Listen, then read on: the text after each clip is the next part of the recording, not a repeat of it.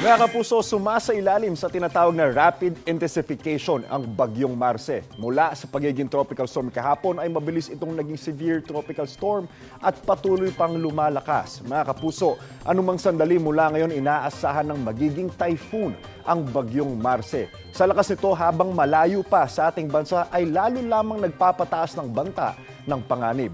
Ang extreme northern at ang northern Luzon ang namumurong sasalantay na naman ng bagyo. Mga kapuso, kung inyo pong matatandaan, October 24 na maglandfall ang severe tropical storm Christine sa Isabela at sa Tinawid, ang northern Luzon. Bagaman wala itong hinatak na hanging habagat, napakalaki ng iniwang pinsalang ng ulan nito.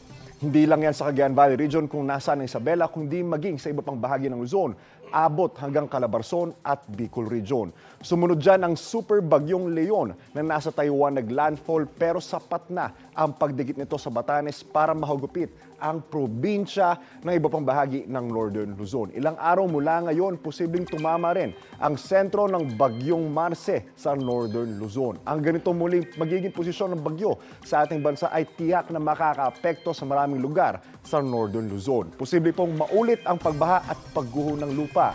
Maaari din pong ulanin ang Bicol, Eastern Visayas at ilang bahagi ng Cordillera, Central Luzon at Calabarzon dahil po yan sa bagyong Marce.